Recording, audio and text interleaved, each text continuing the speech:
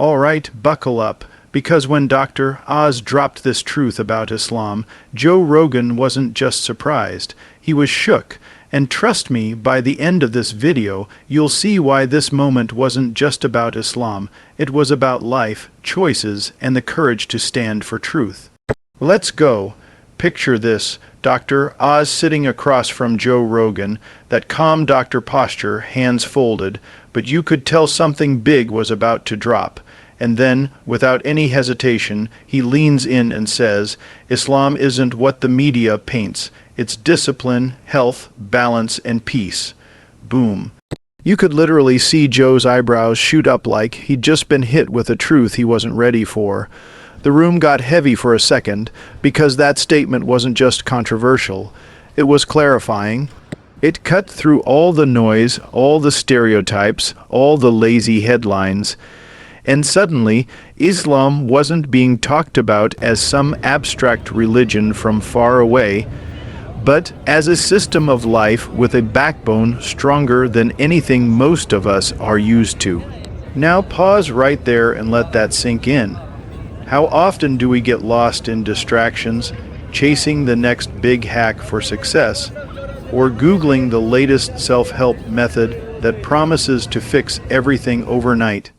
We'll try meditation apps, yoga retreats, 30-day challenges, and don't get me wrong, those things can help, but here's the kicker. Islam had already given people the framework for balance, self-control, and peace over 1,000 years ago.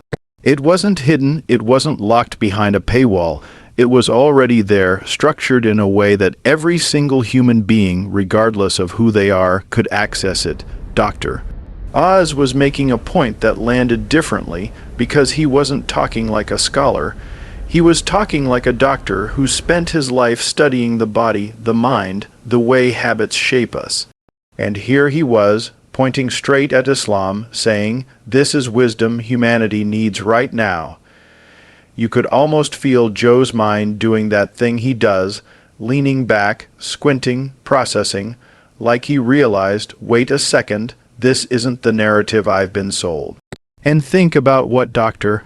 Oz was really saying in that moment. Prayer, that's not just a ritual, that's mindfulness 5 times a day.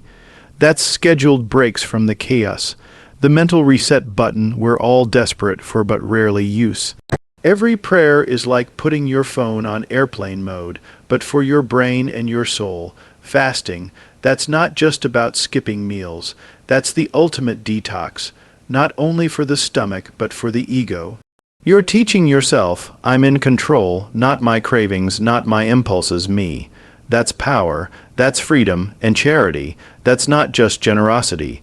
It's gratitude in motion. It's rewiring the heart to remember that true wealth isn't what you hoard, it's what you give. See, what shocked Joe wasn't just the content. It was the realization that this religion people often misunderstand is built on timeless principles that modern science is only now catching up to. We spend billions on wellness industries, but Islam embedded wellness into daily life. We chase gurus for productivity hacks, but Islam carved structure into every day through prayer and discipline. We drown in self-help books telling us to find meaning, but Islam handed meaning in the form of service, gratitude, and surrender to something greater than yourself. Let me give you an analogy. Imagine 2 people building houses. One builds his with expensive gadgets, tech, constant renovations, always looking for the next shiny upgrade. The other builds his house on solid foundations, carefully measured, perfectly balanced, storm-resistant. Which house survives the storm? The one with the foundation. Islam is that foundation, and what Dr. Oz did in that conversation was strip away the noise and show Joe, beneath the misconceptions, beneath the fear, there's a foundation here stronger than anything most people have ever considered. And here's where it gets personal, because whether you're Muslim or not, these lessons resonate. Who doesn't need balance in their life? Who doesn't want peace instead of anxiety, discipline instead of chaos, gratitude instead of endless wanting? The truth Dr. Oz dropped was universal. It wasn't about division, it was about connection.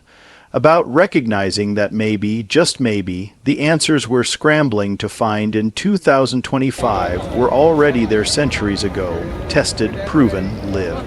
You could see Joe processing all of this, because here's a man who's interviewed athletes, scientists, philosophers, people obsessed with peak performance, peak discipline, peak understanding of life. And yet, in that moment, he was confronted with the idea that Islam had already mapped it out. It wasn't exotic, it wasn't unreachable, it was right there. And that realization is why the moment hit so hard. It wasn't just about Islam, it was about truth, and truth has a way of shaking you up, no matter who you are. So, when Dr. Oz made that bold statement, it wasn't just for Joe.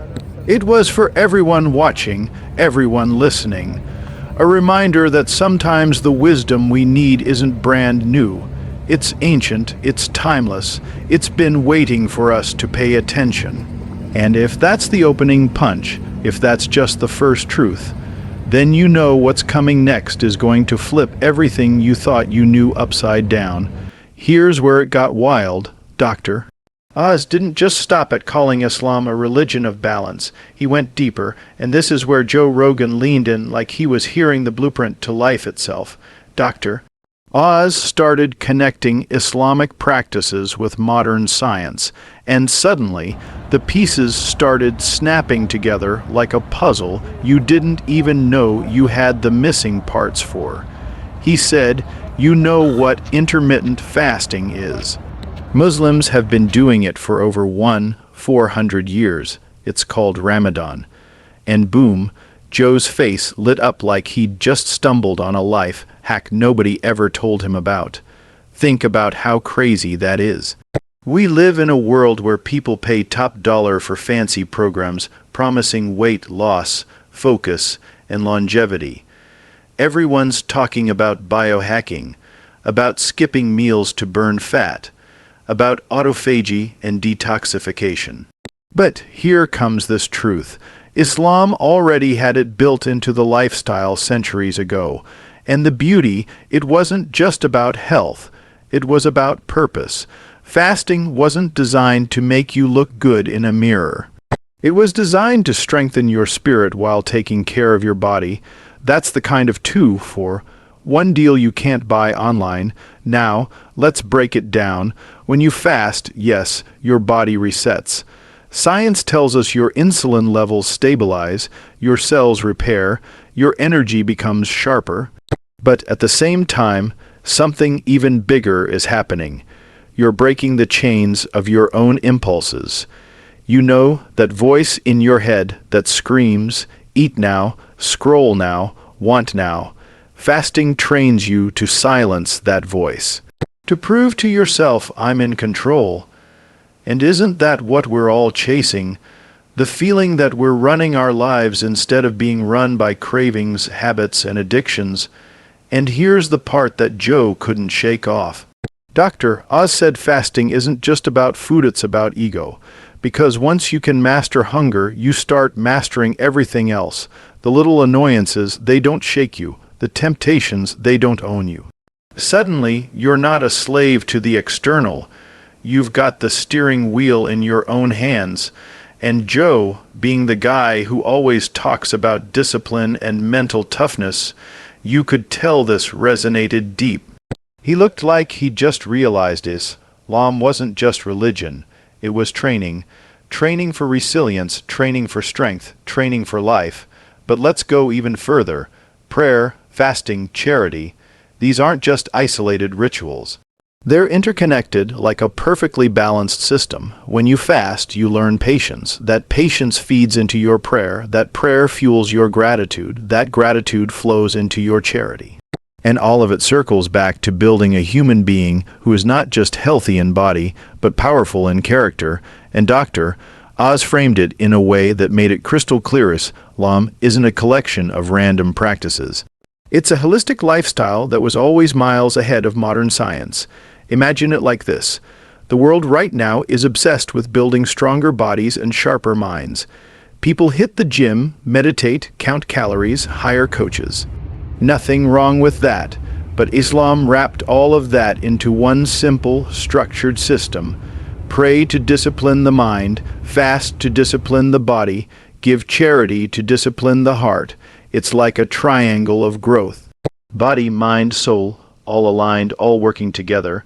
And when that happens, you don't just get healthier, you get happier. You don't just get stronger, you get more peaceful. You don't just live, you thrive. And let's be real for a second. How many of us are struggling with self-control right now? How many times have you promised yourself, this week, I'll cut back on sugar, or I'll stop scrolling so much, or I'll finally wake up early? And yet, temptation pulls you right back. But here's Islam's genius. It doesn't just tell you, it trains you. Through fasting, through prayer, through discipline, you don't just wish for control, you live it. Day after day, month after month, and over time, it carves a new version of you. That's why Joe's reaction was priceless. You could see him realizing, wait, this isn't about restricting life, it's about reclaiming it. Because discipline isn't punishment, it's freedom. It's being able to say no when the world dangles distractions in your face. It's being able to choose long-term peace over short-term pleasure, and that's not just health advice, that's wisdom, timeless wisdom. And maybe that's the point. Dr. Oz wasn't just telling Joe that Islam and science overlap. He was showing him that Islam had already built a framework for human success, mind, body, and soul, long before the labs and the studies caught up. Which raises the real question, if Islam nailed the science, what else does it have to teach us? Because if health is just one layer, if fasting and discipline are only the beginning, then what about the way Islam transforms not just your body, but your very character? That's the next truth, Dr. Oz dropped, and trust me, it hit even harder. Now here's where it got even deeper. Joe Rogan, the guy who's obsessed with discipline, whether it's through MMA training, cold plunges, or pushing the limits of the mind, he hears Dr. Oz say Islam doesn't just train the body, it trains the morals. Man, that line hit like a left hook. Because suddenly this conversation wasn't about food or health anymore. It was about character, about who you become when nobody's watching. Think about it. We live in a culture where discipline is measured by how many push-ups you can do or how clean your diet is, but Islam flipped the script centuries ago. It said real discipline isn't just about how much weight you can lift. It's about whether you can lift your ego out of the way. It's not just about controlling your body. It's about controlling your anger, your pride, your selfishness. That's next level training, the kind that goes beyond muscle and into the soul. Prayer, for example, isn't just a ritual. It's consistency. It's showing up no matter what. Rain or shine, busy or tired, 5 times a day you stop, you reconnect, you reset. That builds habits, and habits shape character. It's like hitting the reset button on arrogance, reminding yourself you're not the center of the universe. And isn't that what we all need? A reminder that the world doesn't revolve around us. Because when you live like that, humility becomes your default setting. Fasting. Man, that's patience training at its finest. You go hours without food, without drink, and you don't complain. You don't lash out. You learn to wait, to endure, to be calm even when your stomach is growling. That patience doesn't just disappear when Ramadan ends. It follows you into your relationships, your work, your life. You stop snapping at people for little things. You stop being ruled by every mood swing. That's emotional strength, the kind money can't buy. And then there's charity. Giving, not because you want recognition, but because you realize everything you own is a blessing. That builds humility, empathy, perspective. When you give from your pocket, your ego gets lighter. When you give from your heart, your soul gets richer. And let's be honest, what's more impressive? Flashing wealth on Instagram or lifting someone else out of hardship. True strength isn't flexing, it's serving. Now picture all of this together. Prayer molds consistency, fasting builds patience, charity shapes humility, Day after day, year after year, these practices sculpt you into someone who doesn't just have discipline, but lives discipline.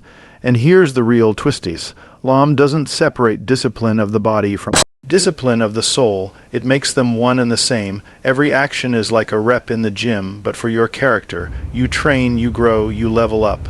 Dr. Oz framed it perfectly for Joe. He said Islam isn't just about telling you what to do. It's about shaping who you become, and Joe, who's spent years talking to Navy SEALs, athletes, monks, scientists, people who push themselves to the edge, he suddenly saw that Islam had already created a complete system for developing the ultimate human. Not the strongest in the cage, not the fastest on the track, but the one who has control over their desires, their pride, their temper, and let's be real, that's the hardest battle any of us will ever fight. Because think about it, it's easy to fight an opponent, it's easy to conquer a mountain, but can you conquer yourself? Can you silence the ego that wants to be right all the time? Can you control the anger that wants to lash out? Can you humble yourself enough to give even when nobody's watching? That's the battlefield most people run from, and Islam says step into it daily, train here, win here. And that's why communities built on these values thrive, because when individuals train their character, society changes. Less selfishness, more generosity. Less arrogance, more humility. Less chaos, more peace. Islam doesn't just transform individuals, it transforms entire groups of people, one disciplined action at a time, and that's a truth that even someone like Joe Rogan, who values raw honesty and strength, couldn't deny. What's wild is that you don't have to look far to see this in action. Go to any place during Ramadan and watch how people behave. Neighbors feed neighbors. Strangers share meals, mosques open their doors, everyone is fasting, everyone is training their patience, and yet everyone is smiling, helping, giving. That's not weakness, that's strength. Strength that comes from character, and maybe that's the most shocking part for someone on the outside. You expect religion to be about restriction, but what Dr. Oz was showing Joe was that Islam is about expansion. Expanding your patience, expanding your humility, expanding your ability to serve others. Every act is like resistance training, not for your muscles, but for your soul. And the result, you become stronger than any physical workout could ever make you. Joe sat there taking it all in, and you could almost see him wrestling with it. Because here was a man realizing that all his talks about discipline, about grinding, about pushing limits, they were all powerful, yes, but Islam had been teaching people how to master the inner grind for centuries, and that realization, that shifted the conversation to a whole new level. Because if Islam can build that kind of inner strength, then what's the ultimate outcome? What's the real reward for all that training? That's the truth, Doctor. Oz dropped next, and it hit Joe harder than anything before, and then came the knockout moment. Dr. Oz leaned in, looked Joe straight in the eye, and said something that froze the room. The real success in Islam isn't money, fame, or muscles. It's peace. And not the shallow kind of peace, not the temporary relief you get when you buy something new or win an argument, but the deep, unshakable, I can handle anything kind of peace. The kind of peace that doesn't crack under pressure, doesn't vanish when life gets tough, and doesn't depend on likes, followers, or bank accounts. That's the prize Islam has always promised. Now think about how revolutionary that sounds in today's world. Everywhere we turn, people are chasing something. More success, more approval, more recognition. We're taught to grind until we burn out, to chase happiness like it's hiding at the end of some achievement. But what happens, the more we chase, the emptier we feel, and here comes this simple truth. Islam flips the chase on its head. Instead of running after peace, you cultivate it within. You don't buy it, you build it. Through discipline, through patience, through humility, through trust in something bigger than yourself. Joe's reaction said it all. He went silent. That kind of silence where you know someone's gears are turning. Because here's a guy who's interviewed the most successful people on the planet.